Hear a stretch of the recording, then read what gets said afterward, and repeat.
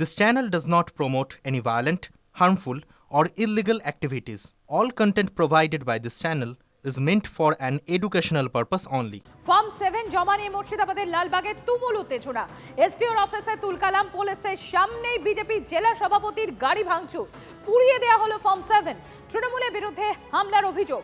কৌশিক আমার সহকর্মী রয়েছেন আমাদের সঙ্গে। কৌশিক, একের পর এক জায়গায় ধুন্ধুমার হওয়ার খবর পাচ্ছি, মুর্শিদাবাদের লালবাগেও সেখানে অশান্তি হয়েছে, কি খবর এখনো পর্যন্ত, কি জানা যাচ্ছে, কি পরিস্থিতি ওখানকার? দেখো, এখন কিন্তু এলাকায় উত্তেজনা রয়েছে এবং যে ফর্ম 7 জমা দেওয়াকে কেন্দ্র করে কিন্তু এই ধুন্ধুমার পরিস্থিতি হয়। ফর্ম 7 যখন বিজেপি কর্মীরা জমা দিতে আসে সেই সময় কিন্তু তাদের ফর্ম কেড়ে নিয়ে আগুন ধরিয়ে দেয় এবং পরবর্তীতে বিজেপি সাংগঠনিক জেলা মুর্শিদাবাদের যে সভাপতি তার গাড়িতে ব্যাপক ভাঙচুর করা হয়। প্রথম দফায় ভাঙচুর করা হয়, গোটা ইটের ছুঁড়ে মারা হয় গাড়ির ভিতরে এবং সেখানে ব্যাপক ভাঙচুর করা হয়। পরবর্তীতে আবার সেই গাড়িতে ভাঙচুর করা হয় এবং যে সমস্ত নথি ছিল সেই সমস্ত নথিপত্র কিন্তু বের করে নেওয়া হয় এবং বিজেপি যে উত্তরীয় ছিল সেই সমস্ত প্রথমে বের করে ফেলে দেওয়া হয় এবং এখনো কিন্তু এলাকায় উত্তেজনা রয়েছে। বিশাল পরিমাণে পুলিশ মোতায়েন করা হয়েছে। তবে পুলিশের সামনেও কিন্তু দ্বিতীয়বার ভাঙার ঘটনাও ঘটেছে। প্রথমবারেও যখন বিজেপি সভাপতির গাড়ি ভাঙে সেই সময় কিন্তু পুলিশের সামনে ঘটেছিল, পরবর্তীতে আবার যে ভাঙচুরের ঘটনা ঘটে সেইবারও কিন্তু সেই পুলিশের সামনেই ঘটেছে। অর্থাৎ নিরাপত্তা নিয়েও কিন্তু একটা প্রশ্ন উঠতে শুরু করেছে। কৌশিক, গোটা ঘটনায় পুলিশের ভূমিকা কি, প্রশাসনের ভূমিকা কি? দেখো, পুলিশ প্রশাসনের ভূমিকা নিয়ে কিন্তু আগেই সরব হয়েছিল বিজেপির বিধায়ক। তিনি দাবি করছিলেন যে পুলিশের সামনেই কিন্তু এইসব ভাঙচুর হচ্ছে, পুলিশের মদতে, এবং যারা প্রশাসনিক আধিকারিক আছে তারাই কিন্তু আগে থেকে তৃণমূল নেতাকর্মীদেরকে ফোন করে জানিয়ে দিচ্ছেন যে বিজেপি ফর্ম 7 জমা দিতে আসছে। অর্থাৎ যে পুলিশ প্রশাসনের বিরুদ্ধে তারা আঙুল তুলেছে এবং এই পুলিশ প্রশাসনের নেতৃত্বে আইন শৃঙ্খলা নেই এবং এখানে ভোট করা সম্ভব হবে না এই পুলিশ প্রশাসন থাকলে। এবং এই পুলিশ প্রশাসন কিন্তু এই মৃত ভোটারদেরকে রেখে দিতে চাইছে, যারা অন্য নাগরিক নয় অথচ ভোটার সেই সব ব্যক্তিদেরকেও রেখে দিতে চাইছে এই পুলিশ প্রশাসন, এবং পুলিশ প্রশাসন তৃণমূলের হয়ে দালালি করছে, এরকমই একটা অভিযোগ তুলেছে কার্যত বিজেপির বিধায়ক। ধন্যবাদ কৌশিক, নজর রাখো তুমি পরিস্থিতির দিকে। এবার যে খবরের দিকে আমরা নজর রাখবো, বসিরহাটের মাটিয়ায় সেখানে কলেজ ছাত্র, তার রহস্য মৃত্যু, আর সেই মৃত্যুকে ঘিরেই তুলকালাম।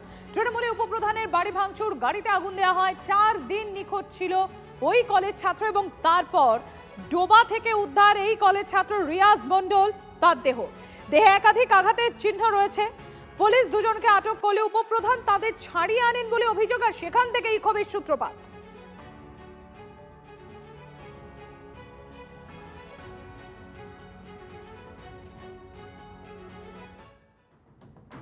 বৃদ্ধাকে কুপিয়ে খুনের পর ডাকাতি, পর্ণশ্রীর ফ্ল্যাট থেকে উদ্ধার রক্তাক্ত দেহ। নিহত অনিতা ঘোষ গান গাইতেন দূরদর্শন আকাশবাণীতে। জেরাই বৃদ্ধাকে ছুরি দিয়ে কুপিয়ে খুনের কথা স্বীকার ওই বৃদ্ধার আয়ার। অনিতা দেবী টাকা দিতে অস্বীকার করাতেই তাকে খুন। আলমারি থেকে ক্যাশ টাকা ও গয়না লুট করা হয়েছে বলে খবর পুলিশ সূত্র মারফত। এই ঘর থেকেই উদ্ধার হয় অনিতা ঘোষের দেহ। পুলিশ এখনো পর্যন্ত তদন্ত করে 3 জনকেই আটক করেছে, কিন্তু পুলিশের কাছে এখন যেটা প্রাথমিকভাবে তারা সন্দেহ করছে যে এটা ডাকাতির উদ্দেশ্যেই খুন, কিন্তু ঘর থেকে কিছু খোয়া গেছে কিনা সেটা মূলত তার পরিবারের যারা লোকজন তাদের সঙ্গে কথা বলছে। এবং যেহেতু এই অনিতা ঘোষের দেহে একাধিক ক্ষত রয়েছে, তাই এতগুলো ক্ষত কেন হলো, অর্থাৎ যে খুন করার সময় কোনো ধস্তাধস্তি হয়েছিল না একেবারে পূর্ব পরিকল্পনা ছিল, সেটাই এখন গোয়েন্দারা জানতে চান, আর তার জন্যই দফায় দফায় জিজ্ঞাসাবাদ করা হচ্ছে।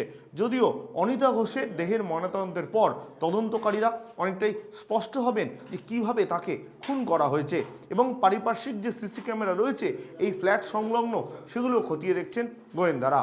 ক্যামেরায় সূর্যেন্দুর সঙ্গে সুশোভন সৌভিক, TV9 বাংলা।